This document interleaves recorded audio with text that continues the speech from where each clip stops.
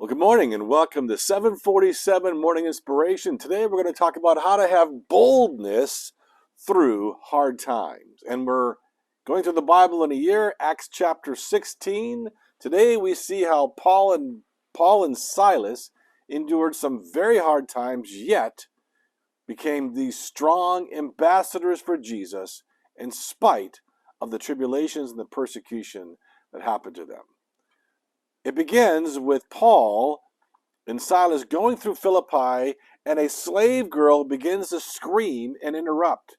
She's screaming and interrupting him by saying, "Oh, he's speaking about Jesus, he's speaking about God," and she's just causing disruption. He casts the demon out of her, and the owner of the slave girl is angry because she was a prophet for his demonic purposes. And so he grabs Paul and Silas, drags them before the magistrates.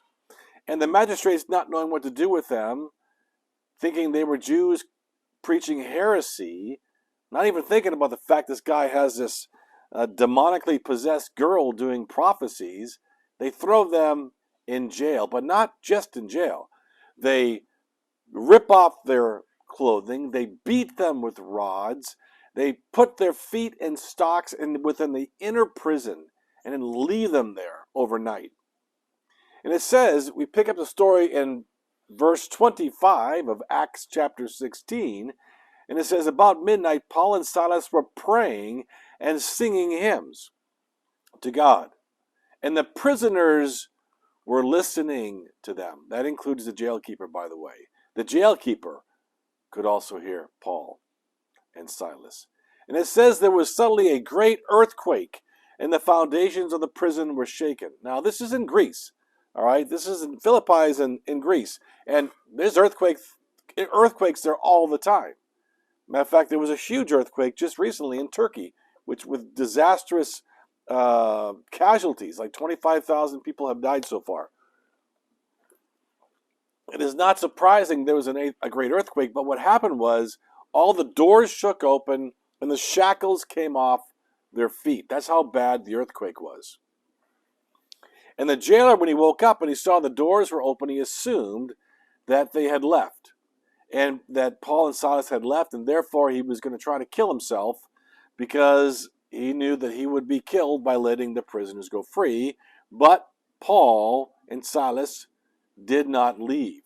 It says, verse 28, Paul cried out with a loud voice, do not harm yourself, for we are all here. And the jailer called for the lights to be rushed in.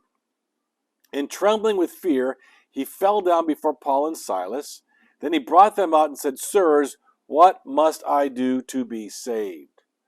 So the jailer knew that Paul and Silas knew the one true God, that it was God's hand that freed them. And then because they showed mercy to this Roman jailkeeper, it says he took them the same hour of the night, washed their wounds, and he was baptized at once, he and all his family. So the jailer takes care of Paul and Silas, gives them ointment for their wounds, and then him and his family become saved, and Paul immediately baptizes them. Then he brought them up into his house, set food before them, and he rejoiced along with the entire household that believed in God.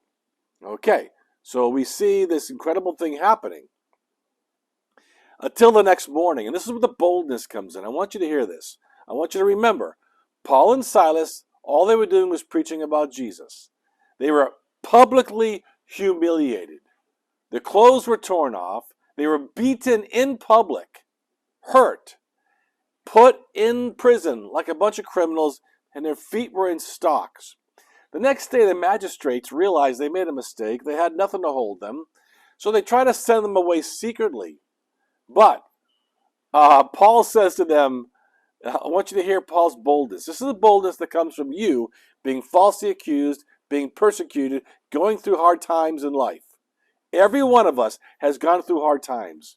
There's no way to live this life without having hard times. And so they're saying, you know what, listen, we probably did a bad thing. Let's let these guys go secretly. But Paul has received boldness because of the persecution and because he's seen Jesus work through it. And this is how Paul responds to the magistrates, to the police, who were calling to let them go. He said to them, "They have beaten us publicly, uncondemned," telling them, we're Roman citizens and we're not condemned and you broke the law.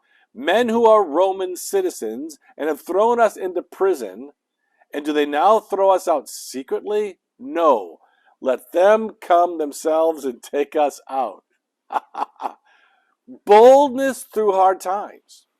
We got to stop looking at how hard life is and using it as an excuse not to be bold for the gospel. When you are attacked, falsely accused, fired, tribulation, persecution, when bad things happen to you, God uses them to embolden you because he wants to deliver you publicly for the gospel's sake. It says the police reported these words to the magistrates, and they were afraid when they heard they were Roman citizens. So they came and apologized to them. And they took them out and asked them to leave the city. So they went out of the prison and visited Lydia. And when they had seen the brothers, they encouraged them and departed. So Paul left not with his tail between his legs.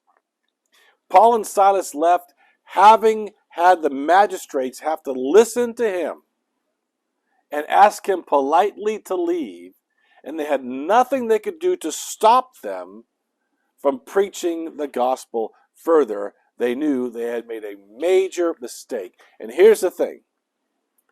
When you walk before God righteously, in other words, you're sanctifying yourself, you're not doing things that are immoral or illegal or unethical, and the enemy tries to attack you, God can defend you in the process.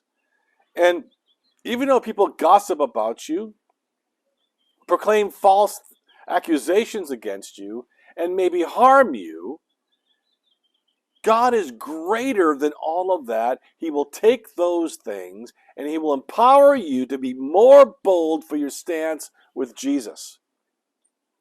So we've learned from Paul and Silas today to wait for the deliverance of God and to use that deliverance to further the kingdom of Jesus, to be kingdom people, to know who our Savior is, know who our God is, know there's a preferred destiny for our life, and God will bring it to pass.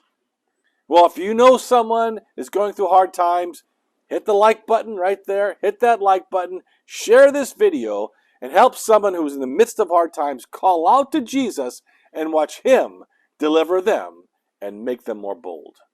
Well, I love you all. Continue to be powerful ambassadors for Christ. And then we'll see you tomorrow morning at what time? That's right, 7:47. See you then.